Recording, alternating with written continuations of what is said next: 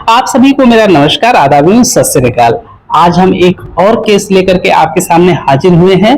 आज हमारा caesarean section का ही केस है, लेकिन ये अपने आप में बहुत ही यूनिक सिजेरियन सेक्शन का केस मेरी नज़र में जो मैं मानता हूँ, क्योंकि इसके बारे में जैसे जैसे सारी चीज़ें हम आपको बताएंगे वैसे वैसे आपको ये क्लियर हो जाएगा कि इसको एक्चुअली में मैं यूनिक क्यों मानता हूँ। सबसे पहले मैं आपको थोड़ा सा एक जनरलाइज व्यू बता देता हूँ कि सामान्य तौर पे अभी तक हमने जितने भी सिजेरियन सेक्शन परफॉर्म किए हैं उसमें से 80% केस जो हमको मिले हैं वो पहली बार जब हमारा गाय या भैंस बच्चा देने को होता है तब देखने को मिला है। इसके अलावा जो 20% होता है उसमें दूसरे बेत या तीसरे बेत में हमको करने को मिला है। ये एक ऐसा केस मुझे था, इसकी पहली जो यूनिक पॉइंट था ये छठे बेत में जा करके इसमें बच्चे को निकलने में प्रॉब्लम हुई और जिसकी वजह से सिजेरियन सेक्शन हमको परफॉर्म करना पड़ा। तो पहला तो ये कंडीशन था। दूसरा एक और बहुत यूनिक चीज इस केस में था। इस केस में जब मैंने उसका यूट्रस में इंसिजन मारा और यूट्रस में इंसिजन लगा करके और जब मैंने बच्चे को बाहर निकाला तो उसका प्लेसेंटा जो था वो हाईली इन्फेक्टेड था। जरा सा हम लोग प्रेशर डालते थे तुरंत टूट जाता था। उसको साफ करने में मुझे लगभग मान के चलिए 25 से 30 मिनट का समय मुझे लग गया। इतना ज्यादा समस्या उसमें हो रही थी निकालने में। इस केस में एक्चुअली में हमारे अनुमान के अनुसार बच्चा एक दिन पहले मर चुका था। सेम डे पे जिस दिन हमने इसका सिजेरियन सेक्शन परफॉर्म किया है उस दिन 2-3 लोगों ने इस पे ट्राई भी किया था निकालने के लिए, लेकिन उनको सफलता नहीं मिली थी। इसके बाद जब मैंने उसके यूट्रस को इंसाइज करके और उसका बच्चा बाहर किया और जो प्लेसेंटा का उसका इन्फेक्शन इतना ज्यादा दिख रहा था और उसे स्मेल भी आ रही थी, उसको देख करके मुझे ये लग रहा था कि ये पशु जरूर चारा नहीं ले रहा होगा। लेकिन जब मैंने पशुपालक से पूछा तो पशुपालक ने बताया साहब इसने अब कभी चारा छोड़ा ही नहीं।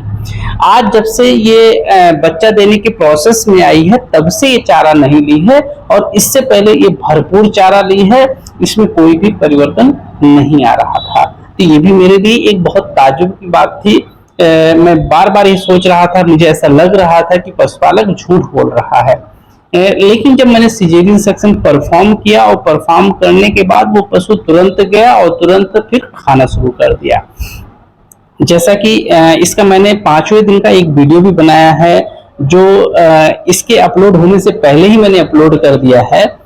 तो उसमें आप जान पाएंगे कि एक्चुअली में ये एनिमल कितना एक्टिव है। इतना एज होने के बावजूद भी इतना एक्टिव है, इसका सारे सिस्टम इतना प्रॉपर वर्क कर रहे हैं और इसके पीछे जो सबसे बड़ी वजह है वो है हमारा पशुपालक। पशुपालक को मैंने देखा, उसके घर पे जितने पशु थे उनको जैसे लोग अपने घर में बच्चे को पालते हैं, अपने बच्चे को जिस तरीके से खाना खिलाते हैं, जिस तरीके से लाड करते हैं, सेम उसी तरीके से वो पशुपालक के साथ उस के घर में जितने भी एनिमल थे उसका अट्रैक्शन था, उसका अटैचमेंट था। आज तक इसमें मैं फील्ड में जितना भी काम किया हूँ पहली बार मुझे ऐसा मिला है कि इस केस में जब भी आप इंजेक्शंस लगाने के लिए जाएं वो पशुपालक खड़ा रहता है और वो भैंस जरा सा भी पैर नहीं उठाती है। चाहे जहाँ पे हमने ऑपरेशंस किया है, जहाँ पे टाँका लगाया है, अगर हम वहाँ मेडिकेशन करते हैं तब भी उसको वो पैर नहीं उठाती है। मतलब इसका उसके साथ इतना अटैचमेंट है और उसका इतना जबरदस्त कमांड है उस एनिमल के ऊपर। तो ये एक बहुत काबिले तारीफ है। सामान्य तौर पे ऐसा अब देखने को नहीं मिलता है कि जो पशु मालिक और पशु के साथ जो अटैचमेंट मैंने इस केस में देखा है, ऐसा अटैचमेंट मैंने अभी तक नहीं देखा है। इसलिए ये मेरे लिए बहुत यूनिक केस है। इस केस में एक और बहुत यूनिक चीज मुझे देखने को मिला कि जब मैंने पशुपालक से इसकी उम्र पूछा, मेरे अनुसार ये लगभग दूसरा बेत रहा होगा या तीसरा, ज्यादा से ज्यादा, इससे ज्यादा मैं अनुमान नहीं लगा सकता था। लेकिन जब पशुपालक ने बताया कि साहब ये हमारे यहाँ 9 साल तो हो गया आए हुए और उससे पहले छोटी थी तब मैं ले करके आया था, तो इसकी उम्र जो है वो 10 साल के ऊपर है। तो पहला चीज तो ये मुझे लगा कि 10 साल के ऊपर है, क्या इसमें जो सिजेरियन सेक्शन हम परफॉर्म करेंगे वो सही रहेगा कि सही नहीं रहेगा। लेकिन जब उसका बॉडी स्कोर देखा तो उसकी बॉडी कंडीशन बहुत अच्छी थी। सारी सिचुएशंस अच्छी होने के उपरांत मैंने डिसाइड किया और पशुपालक से मैं इस चीज के लिए परमिशंस भी लिया कि अगर कुछ अप्रिय घटना घट जाती है तो उसके लिए आप मेंटली प्रिपेयर रहिएगा। पशुपालक ने कहा साहब हमारी भैंस इस वजह से तो नहीं मरेगी कि वो कमजोर है या उसकी उम्र ज्यादा है, क्योंकि इसको हम इतना खिलाते हैं इतना पिलाते हैं जिसकी वजह से इसका शरीर कमजोर बिल्कुल नहीं है। फिर मैंने इस केस में सिजेरियन सेक्शन परफॉर्म किया तो इसमें दो और यूनिक चीज हमको देखने को मिला। पहला, इसमें ब्लड बहुत कम लॉस हुआ। मुझे लगता है कि पूरी सिजेरियन सेक्शन मैंने परफॉर्म कर लिया और उस दौरान बहुत ज्यादा ब्लड लॉस हुआ होगा, तो 200 ml से ज्यादा नहीं लॉस हुआ होगा।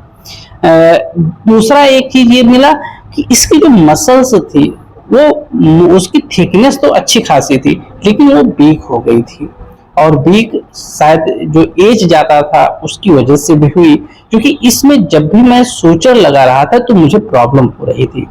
तो ये भी अपना एक एक्सपीरियंस हमारे में काउंट हुआ। मैं अपने एक्सपीरियंस को बढ़ाने में सफलता मुझे मिली कि जब भी किसी ज्यादा एज एनिमल का अगर हम सिजेरियन सेक्शन या कोई ऑपरेशन बड़ा परफॉर्म कर रहे हैं तो वहां हमें जो सूचर लगाना है उसमें बहुत ज्यादा सावधानी बरतनी है।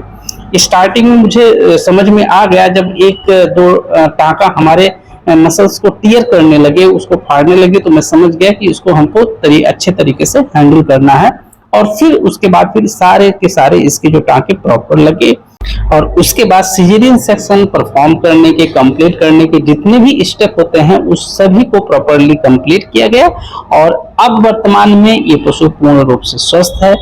इस केस में मुझे एक और बहुत यूनिक चीज लगा कि मैं समझ रहा था कि जो मैंने इसको एनेस्थीसिया दिया है वो जो भी हम सिजेरियन सेक्शन परफॉर्म किए हैं उसके लगभग 1 घंटे तक उसका असर रहेगा, लेकिन इसने क्या किया था कि जैसे ही मैंने सिजेरियन सेक्शन परफॉर्म किया उसके पैर को खोला गया, ये तुरंत खड़ी हुई और तुरंत खड़ी होकर के और तुरंत अपने नादी पे गई।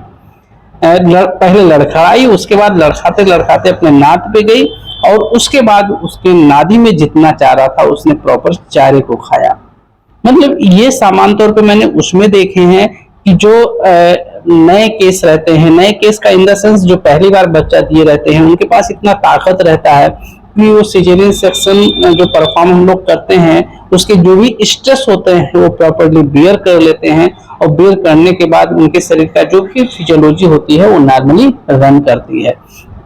इस केस में मुझे लग रहा था कि ऐसा नहीं होगा, लेकिन इसने हमारे जितने भी मैंने अपने दिमाग में कॉन्सेप्ट रखे थे उसके एज के रिस्पेक्ट में वो सारे के सारे इस केस में पूर्ण रूप से निराधार साबित हुए और इसने हमारे दिमाग में एक और नई तरीके से सोचने की प्रवृत्ति लाई कि किसी पशु के उम्र को देख करके आप ये जज नहीं कर सकते हैं कि इस एनिमल का जो परफॉर्मेंस होगा, जो स्ट्रेस के सहने की क्षमता होगी वो कितनी होगी। हाँ, अगर एनिमल कमजोर होगा तब तो आप थोड़ा सा अंदाजा लगा सकते हो, लेकिन अगर एनिमल कमजोर नहीं है तो उस परिस्थिति में आप ये अंदाजा नहीं लगा सकते हो। इस केस में एक और मैं इंटरेस्टिंग चीज बताऊं, ये जिनका भैंस है वो खुद अपने आप में हादिक हैं, ये भैंसों में बच्चा निकालने का काम भी करते हैं, लेकिन इनका एक्सपीरियंस बहुत यूनिक है। ये जिस भैंस में बता देते हैं कि इसमें बच्चा नहीं निकलेगा तो वो नहीं निकलता है। अपने भी उन्होंने जज किया, लेकिन अपनी संतुष्टि के लिए 1-2 लोगों को बुला करके भी दिखाया। जब नहीं निकल पाया तो उन्होंने ज्यादा छेड़खानी नहीं किया, सीधे हमारे पास फोन किया और इसका सिजेरियन सेक्शन करवाया।